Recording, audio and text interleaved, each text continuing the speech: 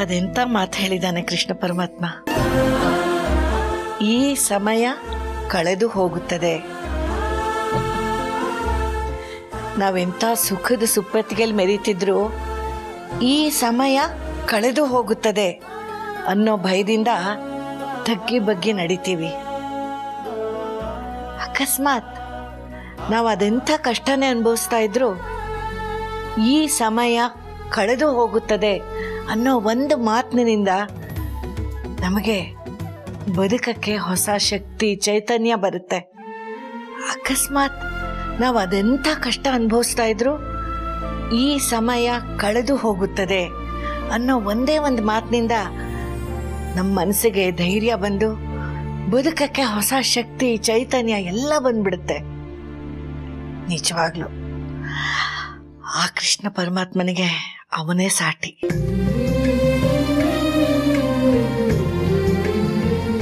ಆ ಭಗವಂತನ ಮಾತು 100ಕ್ಕೆ 100 ಸತ್ಯ. ಈಗ ನಮ್ಮನೆ ವಿಷಯನೇ ತಗೊಂಡ್ರೆ ನಾನು ಅನುಭವಿಸ್ತಿರೋ ಆತಂಕ, ಲೀಲಾ ಅನುಭವಿಸ್ತಿರೋ ನೋವು, ರಾಮ್ ಮನಸ್ಸಲ್ಲಿರೋ ಗೊಂದಲ, ಇದೆಲ್ಲದಕ್ಕೂ ಒಂದೇ ಉತ್ತರ: ಈ ಸಮಯ ಕಳೆದು ಹೋಗುತ್ತದೆ. ಅಬ್ಬಾ, ಈ ಮಾತು ಕೇಳ್ತಿದ್ರೇನೆ ಒಂಥರ ಸಮಾಧಾನ ಆಗುತ್ತೆ. ನಮ್ಮನೇಲೂ ಆದಷ್ಟು ಬೇಗ ಈ ಸಮಯ ಕಳೆದು ಹೋದ್ರೆ ಒಂದು ಹೊಸ ಪರ್ವಾನೆ ಶುರುವಾಗ್ಬಿಡುತ್ತೆ. ಆ ಬದಲಾವಣೆ ಆಗ್ಬೇಕು, ಆಗುತ್ತೆ.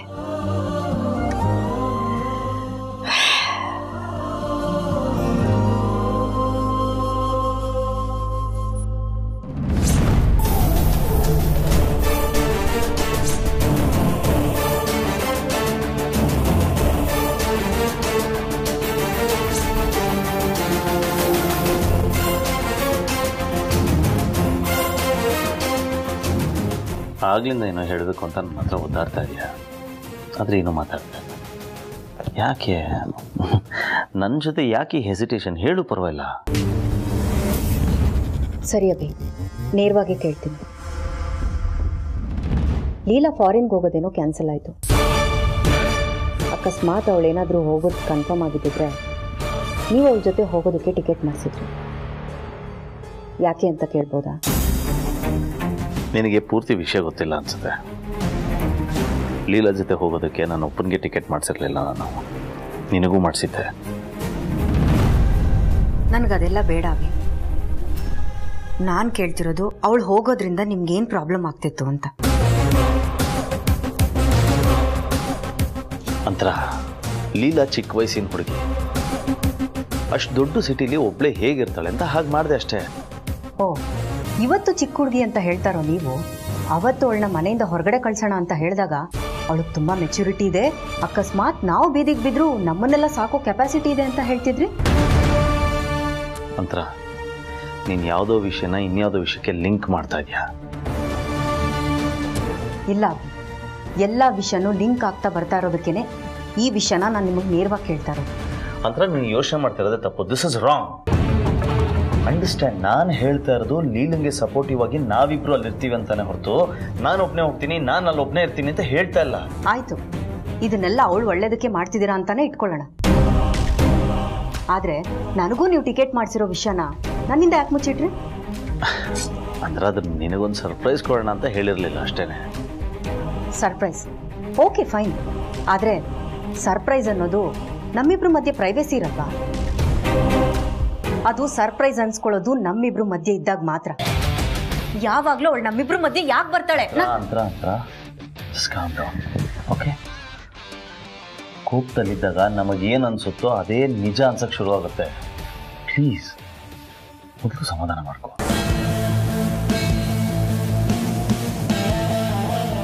ನಾನು ಏನ್ ಬೇಕಿದ್ರು ಸಹಿಸ್ಕೋತೀನಿ ಅಭಿ, ಆದ್ರೆ ನಮ್ಮಿಬ್ರು ಮಧ್ಯೆ ಯಾರೇ ಬಂದ್ರು ನಾನು ಅದನ್ನ ಸಹಿಸ್ಕೊಳ್ಳಲ್ಲ, ಸಹಿಸ್ಕೊಳ್ಳೋದಕ್ಕೆ ಸಾಧ್ಯನೇ ಇಲ್ಲ.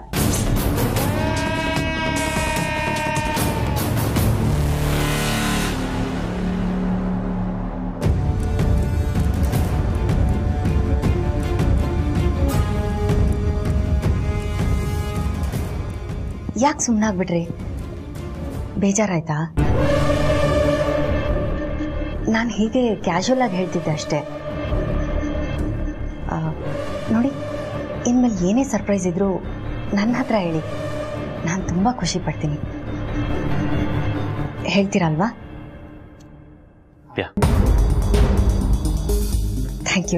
Thank you so much Abhi. ನಾನು ಬರ್ತೀನಿ. ಅಂತರ ನಾಳೆ ನಿಂದೇನೇ ಪ್ರೋಗ್ರಾಮ್ ಇದ್ರೂ ಕ್ಯಾನ್ಸಲ್ ಮಾಡ್ಕೊ. ಯಾಕಭಿ? Anything special? Yes, it is. ನನ್ನ ಇಡೀ ಜೀವನದಲ್ಲಿ ಮತ್ತೆ ಈ ದಿನ ಬರಬಾರ್ದು ಅಂತ ಅನ್ಕೊಂಡಿರೋ ದಿನ. It is not just special, it's very very important day of my life. Anyway, ನಾಳೆ ನಾನು ನೀನು ಇಬ್ಬರೇ ಒಟ್ಟಿಗೆ ಇರಬೇಕು. ನೀ ಹೇಳ್ತಿದ್ಯಲ್ಲ, ನಮ್ಮಿಬ್ರು ಮಧ್ಯೆ ಯಾರೂ ಇರಬಾರ್ದು ಅಂತ. Tomorrow is the day. ನಾಳೆ ಬೆಳಗ್ಗೆ ಬೇಗ ಎದ್ದು ರೆಡಿ ಆಗ್ಬಿಡು. ನಾವಿಬ್ಬರು ಹೊರಗೋಣ, ಜಸ್ಟ್ ನಾವಿಬ್ಬರು. ಓಕೆ ಅಭಿ, ಆದರೆ ಇಷ್ಟೆಲ್ಲ ಹೇಳ್ತಿದ್ದೀರಾ ಅಂದರೆ ಅಂಥ ಸ್ಪೆಷಲ್ ಏನಿದೆ ಅಂತ? ಹೇಳ್ತೀನಿ. ನಾಳೆ ಇಡೀ ದಿನ ಇಬ್ಬರು ಒಟ್ಟಿಗೆ ಇರ್ತೀವಲ್ಲ, ಆಗ ಹೇಳ್ತೀನಿ. ಬಟ್ ಪ್ಲೀಸ್ ಅಂದ್ರ ನಾಳೆ ಮಿಸ್ ಮಾಡಬೇಡ. ಇದು ನನ್ನ ಆಸೆ, ನನ್ನ ಕನಸು, ಆ್ಯಂಡ್ ನಾನು ಎಮೋಷನಲಿ ಕನೆಕ್ಟ್ ಆಗಿದ್ದೀನಿ ಇದಕ್ಕೆ.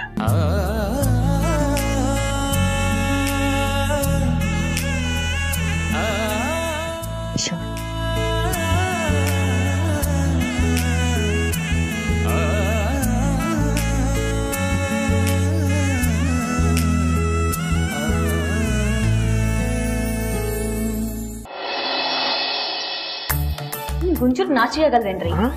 ಲವ್ ಆಗೋಕ್ಕೂ ಮುಂಚೆ ನೀನೇ ದೈವ, ನೀನೇ ಜೀವ ಅಂತಿದ್ದವಳು ನಿನ್ಗೆ ನಾಚಿಕೆ ಆಗಲ್ವ ಅನ್ನೋ ಲೆವೆಲ್ಗೆ ಬಂದ್ಬಿಟ್ಟಿಯೇನೆ. ಮತ್ತಿನ್ನೇನು,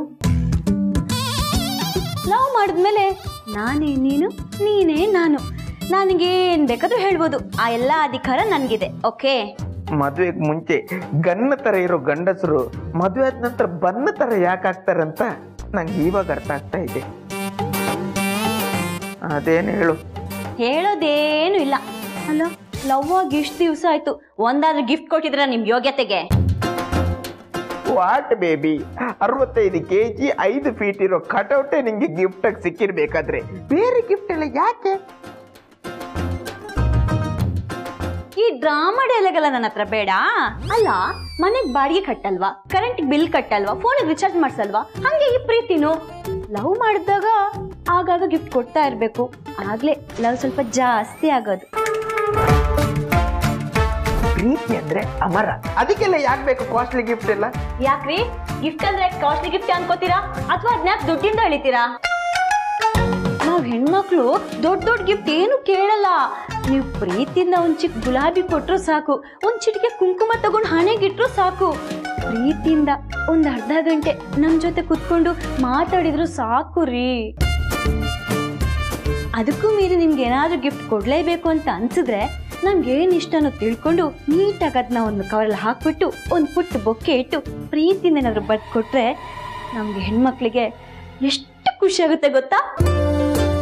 ಇಷ್ಟು ಡೈಲಾಗ್ ಅನ್ನು ಎಷ್ಟು ದಿನದಿಂದ ಪ್ರಾಕ್ಟೀಸ್ ಮಾಡ್ತಿದ್ದೀರು? ಅಯ್ಯೋ, ಇದ್ ನನ್ನೇ ಆಸೆ ಆಗಿದ್ರೆ ನಾನು ಪ್ರಾಕ್ಟೀಸ್ ಮಾಡ್ತಿದ್ದೆ ರೀ. ಆದ್ರೆ ಇದ್ ನನ್ನೊಬ್ಬಳೆ ಆಸೆ ಅಲ್ಲ, ಜಗತ್ತಲ್ಲಿರೋ ಎಲ್ಲಾ ಹುಡುಗಿರು ಇದೇ ತರ ಆಸೆ ಪಡ್ತಾರೆ ಗೊತ್ತಾ?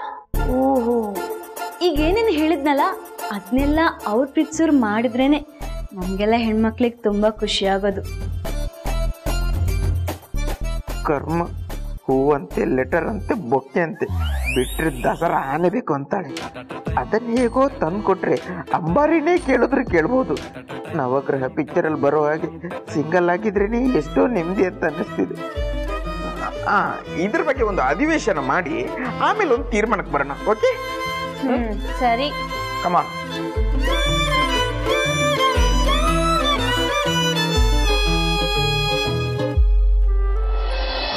ಇಲ್ಲ, ಆ್ಯಕ್ಚುಲಿ ನಾಳೆ ಇಡೀ ದಿನ ನಾನು ಮನೇಲಿರಲ್ಲ.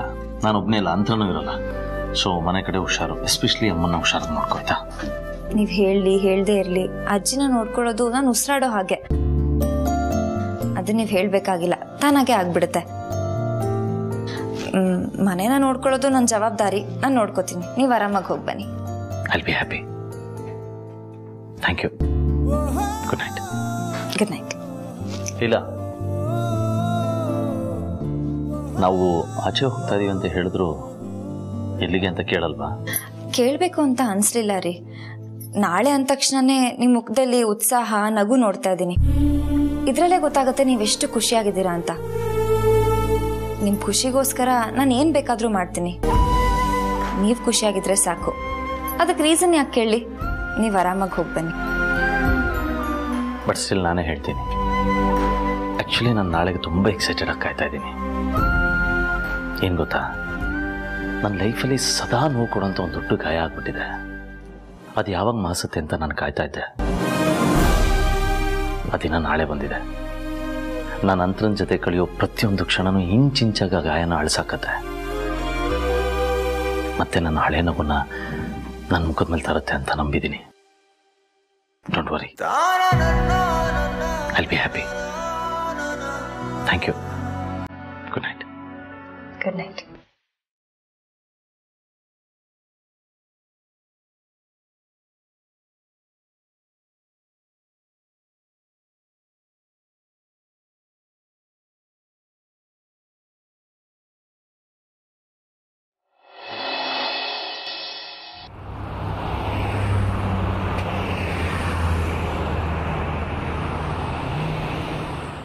ಅತ್ತೆ ಅತ್ತೆ, ದಿನಾನು ಇದೇ ಟೈಮ್ ಕರೆಕ್ಟಾಗಿ ಇಲ್ಲಿ ಕುತ್ಕೊಂಡು ಕಾಫಿ ಕುಡಿಯೋರು. ಇಲ್ಲೂ ಇಲ್ಲ, ರೂಮಲ್ಲೂ ಇಲ್ಲ. ಎಲ್ಲಿ ಹುಡುಕಿದ್ರು ಕಾಣಿಸ್ತಾನೆ ಇಲ್ವಲ್ಲ. Vishnu. Yes, Vishwa speaking. How can I help you? English ಬೇಡ, ಕನ್ನಡ ಅರ್ಥ ಆಗುತ್ತೆ, ಕನ್ನಡದಲ್ಲೇ ಮಾತಾಡಿ. ಮೇಡಮ್, ನಿಮ್ಮ ಡೈಲಾಗು ನನ್ನ ಕನ್ನಡ ಭಾಷೆನ ಅವಮಾನ ಮಾಡ್ದಂಗೆ ಆಗ್ತಾ ಇದೆ. Please don't cover A judge by it's book. ಕನ್ನಡದಲ್ಲೇ ಮಾತಾಡಿ, ತಪ್ಪಾಗೆಲ್ಲ ಇಂಗ್ಲಿಷ್ ಮಾತಾಡಬೇಡಿ. ನಾವು ತಪ್ಪಾಗಿ ಮಾತಾಡಬೇಕು ಅಂತಾನೆ ಇಂಗ್ಲಿಷಲ್ಲಿ ಮಾತಾಡೋದು. ಬಿಕಾಸ್ ನಾವು ಗೌರ್ಮೆಂಟ್ ಸ್ಕೂಲ್ ಬಾಯ್ಸ್. ಒಂದು ತಿಳಿದವರು ದೊಡ್ಡ ಮಾತು ಹೇಳಿದ್ದಾರೆ, ಇಂಗ್ಲಿಷ್ ಇರೋದೇ ತಪ್ಪಾಗಿ ಮಾತಾಡೋದಕ್ಕೆ, ಚೆನ್ನಾಗಿ ಮಾತಾಡೋದಕ್ಕೆ ನಮ್ಮ ಕನ್ನಡನೇ ಇದೆಯಲ್ಲ. ಒಂದು ಪ್ರಶ್ನೆ ಕೇಳಿದ್ರೆ ತಲೆ ತಿಂತಿದ್ದಾರಲ್ರಿ. ಸಾರಿ ಮೇಡಮ್, ನೀವಿನ್ನು ಪ್ರಶ್ನೆನೇ ಕೇಳಿಲ್ಲ. ಸರಿ ಆಯ್ತು, ಇವಾಗ ಕೇಳ್ತಾ ಇದ್ದೀನಿ, ಬಿಲ್ಡಪ್ ಇಲ್ಲದೆ ಉತ್ತರ ಕೊಡಿ. ಅತ್ತೆ ಎಲ್ಲಿ ಕಾಣಿಸ್ತಾ ಇಲ್ಲ? ಅಷ್ಟೇ ತಾನೇ, ಕರ್ಕೊಂಡು ಹೋಗ್ತೀನಿ ಬನ್ನಿ. ಹಲೋ ಹಲೋ ಹಲೋ, ಈ ಕಡೆಗೆ ಎಲ್ಲಿ ಕರ್ಕೊಂಡು ಹೋಗ್ತಾ ಇದ್ದೀರಾ? ನೀವೇ ಕೇಳಿದ್ರಲ್ವ ಮೇಡಮ್ ಅತ್ತೆ ಎಲ್ಲಿ ಅಂತ, ಅದಕ್ಕೆ ಅವ್ರ ರೂಮ್ ಹತ್ರನೇ ಕರ್ಕೊಂಡು ಹೋಗ್ತಿದ್ದೀನಿ. ಇಲ್ಲ ಮೇಡಮ್, ಅವ್ರ ರೂಮ್ ಇಲ್ಲೇ ಇರೋದಲ್ವಾ. ಏನ್ ಕಿಂಡಲ್ ಮಾಡ್ತಾ ಇದ್ದೀರಾ? ಅದೇ ನಾನು ಹ್ಯೂಮರ್ ಸೆನ್ಸ್ ಇರೋರ ಹತ್ರ ಮಾತ್ರ ಮಾಡೋದು. ನೀವೇನ್ ಕೇಳಿದ್ರಿ ಅತ್ತೆ ಎಲ್ಲಿ ಅಂತ, ಅದಕ್ಕೆ ನಿಮ್ಮ ಅತ್ತೆ ಇರೋ ಜಾಗಕ್ಕೆ ಕರ್ಕೊಂಡು ಹೋಗ್ತಾ ಇದ್ದೀನಿ. ನಾನ್ ಕೇಳಿದ್ದು ಅಂತರಾತೆ ಬಗ್ಗೆ.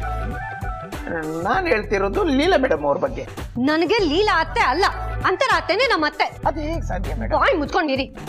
ಓವರ್ ಡೌ ಮಾಡಿದ್ರೆ ದುರ್ಗಾ ಅಕ್ಕನ ಹತ್ರ ಉಗಿಸ್ಕೋತೀರಾ. ಅಂತರಾತೆನೆ ನಾನೇ ಹುಡುಕ್ತೀನಿ. ಅತ್ತೆ ಅತ್ತೆ. ಈ ನವಯುಗದಲ್ಲಿ ಹೆಣ್ಮಕ್ಳ ಮುಖಕ್ಕೆ ಮೇಕಪ್ ಬಂತು, ಆದ್ರೆ ತಲೆಯಲ್ಲಿ ಬುದ್ಧಿನೇ ಹೋಯ್ತು. ಇವ್ರ ಲಾಜಿಕ್ಕೇ ನಂಗೆ ಅರ್ಥ ಆಗ್ತಿಲ್ಲ. ಈ ಮನೆ ಯಜಮಾನಿ ಲೀಲಾ ಮೇಡಮ್ ಅಂದ್ಮೇಲೆ ಇವ್ರಿಗೆ ಅತ್ತೆ ಕೂಡ ಲೀಲಾ ಮೇಡಮ್ ಅಲ್ವಾ? Poor people.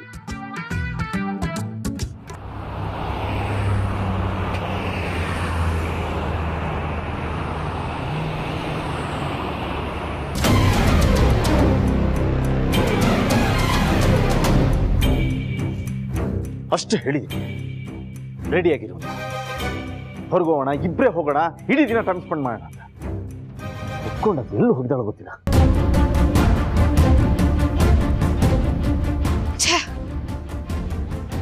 ಅಕ್ಕ ಸರು, ಅತ್ತೆ ಸಿಕ್ಕಿದ್ರ? ಇಲ್ಲ ಅಕ್ಕ, ಮನೆ ಎಲ್ಲ ಹುಡುಕ್ತೆ, ಟೆರೆಸ್ ಮೇಲೆ ಹುಡುಕ್ತೆ, ಎಲ್ಲೂ ಇಲ್ಲ. ಅವ್ರ ರೂಮಲ್ಲಿ ಮೊಬೈಲು ಇಲ್ಲ. ಫೋನ್ ಮಾಡಿದ್ರೆ ಫೋನ್ ತೆಗಿತಲ್ಲ, ವಾಪಸ್ ಫೋನ್ ಮಾಡ್ತಾನೆ. ಎಲ್ಲೋದ್ಲು ಅಂತರ? ಅಥವಾ ನನ್ನ ಜೊತೆ ಅವಳಿಗೆ ಬರೋದಕ್ಕೆ ಇಷ್ಟ ಇಲ್ವಾ? ಇಷ್ಟು ವರ್ಷ ಅನುಭವಿಸಿದ ನೋಗೆ ಅಂತ್ಯ ಹಾಡೋಣ ಅಂದ್ರೆ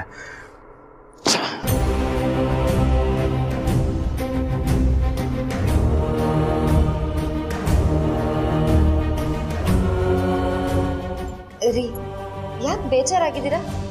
ಆಗದೆ ಇರುತ್ತಾ? ನಾನು ನಿನ್ನೆ ಹೇಳಿದ್ನಲ್ಲ ಅಂತರನ್ ಜೊತೆ ಹೊರಗೋಬೇಕು ಅಂತ, ಅಷ್ಟು ಆಸೆ ಇಟ್ಕೊಂಡಿದ್ದೀನಿ ಅಂತ. ಈಗ ಅವಳು ಎಲ್ಲಿದ್ದಾಳೆ ಅಂತಾನೆ ಗೊತ್ತಿಲ್ಲ. ಯೋಗ ಕ್ಲಾಸ್ಗೆ ಏನಾದರೂ ಹೋಗಿರ್ಬೋದಾ? ಮನೇಲೆ ಯೋಗ ಮಾಡೋದಕ್ಕೆಲ್ಲ ವ್ಯವಸ್ಥೆ ಮಾಡಿದ್ದೀನಿ. ನಾನು ಎಲ್ಲಿ ಹೋಗ್ತಾಳ ಅವಳು? ಅಕ್ಕಂಗೆ ಫೋನ್ ಮಾಡಿದ್ರಾ? 100 ಸಲ ಕಾಲ್ ಮಾಡಿದ್ದೀನಿ, ಆದ್ರೆ ಒಂದ್ಸಲನೂ ಉತ್ತರ ಇಲ್ಲ.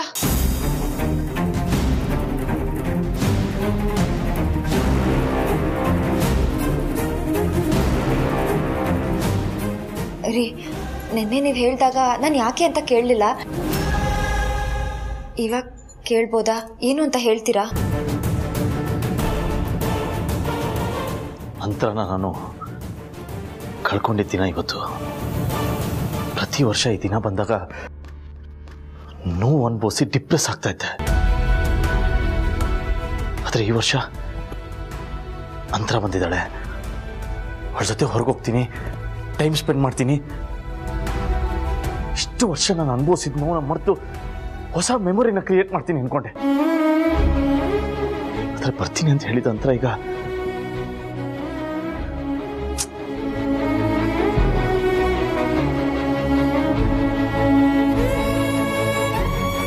ಅಕ್ಕ, ಇಷ್ಟಕ್ಕೆಲ್ಲ ಯಾಕೆ ನೊಂದ್ಕೋತಿದ್ದೀರಾ?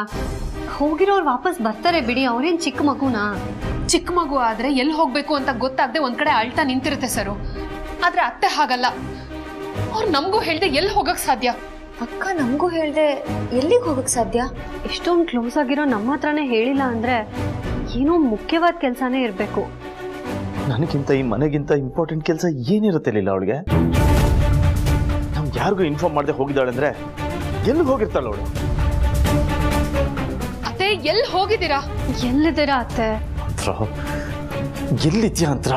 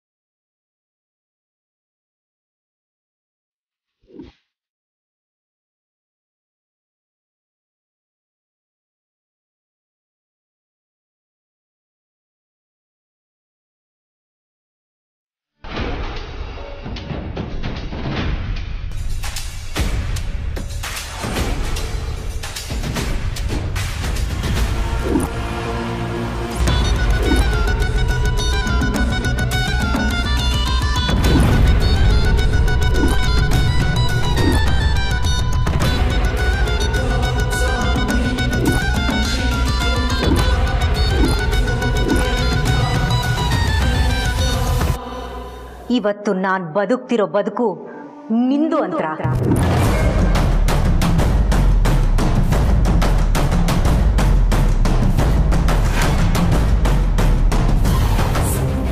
ಇವತ್ತು ನಾನು ಕರೀತಾ ಇರೋ ಹೆಸರು ನಿಂದು,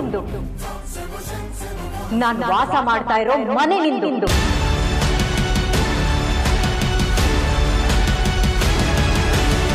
ಇವತ್ತು ನನ್ನ ಸುತ್ತ ತಾನಾಗೆ ಬಂದು ಸುತ್ತಕೊಂಡಿರೋ ಸಂಬಂಧಗಳು ನಿಂದು. ಎಲ್ಲ ನಿಂದೆ. ಆದ್ರೆ ಇದು ನೀನ್ ಕೊಟ್ಟಿರೋ ಭಿಕ್ಷೆ ಅಲ್ಲ, ನನಗ್ ಸಿಕ್ಕಿರೋ ವರ. ಬೇಜಾರಾಗ್ತಿದ್ಯಾ? ನೋವಾಗ್ತಿದ್ಯಾ? ಪಾಪ, ನೋವಾದ್ರೂ ಕಣ್ಣೀರ್ ಬರಲ್ಲ ಅಲ್ವಾ? ಸತ್ತ ಹಳಕ್ಕೆ ಕಣ್ಣೀರ್ ಬರಲ್ವೇ ಅಂತ್ರ? ಅಂದಾಗೆ ಅಂತ್ರ ಇದು ನಿನ್ನ ಅಭಿ ಕನಸಿನ ಮನೆ ಅಲ್ವಾ? ನೀವಿಬ್ರು ಇಲ್ಲಿ ಬಾಳಿ ಬದುಕಬೇಕು ಅಂತ ಎಷ್ಟೆಲ್ಲ ಕನಸುಗಳಿಟ್ಕೊಂಡಿದ್ರಿ. ಆದರೆ ಆ ನಿನ್ನ ಅಭಿ ಹುಚ್ಚಿನ ಥರ ನಿನ್ನ ಊರೆಲ್ಲ ಹುಡ್ಕೊಂಡು ತಿರುಗ್ತಿದ್ದಾನೆ. ಆದರೆ ಅವನಿಗೇನು ಗೊತ್ತು ನೀನಿಲ್ಲಿ ಮಣ್ಣಲ್ಲಿ ಮಣ್ಣಾಗಿ ಮಲಗಿದ್ಯಾ ಅಂತ. ಊರಿಗೆ ಉಪಕಾರ ಮಾಡಿದ ನೆನ್ಪಿಟ್ಕೊಳ್ಳಲ್ಲ, ಹೆಣ ಸಿಂಗಾರ ಮಾಡ್ಕೊಳ್ಳಲ್ಲ. ನೀನು ನಿಂದೆಲ್ಲ ನನಗೆ ಕೊಟ್ಬಿಟ್ಟು ಅದ್ ಹೇಗೆ ಎಷ್ಟು ವರ್ಷಗಳಿಂದ ಮಣ್ಣಾಗಿ ಮಲಗಿದ್ಯಾ ಅಂತ ನಾನು ನೀನು ನೋಡೋದಕ್ಕೆ ಒಂದೇ ತರ ಹೋಲಿಕೆ, ಆದ್ರೆ ಗುಣದಲ್ಲಿ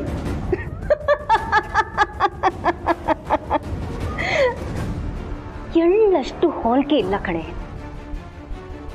ನಿನ್ ಜಾಗ ನನಗ್ ಬೇಕು. ನಿನ್ ಹೆಂಡತಿ ಅಂತ ಕರೆಸ್ಕೊಳ್ಳೋ ನಿನ್ ಜಾಗ ನನಗಾಗ್ಬೇಕು.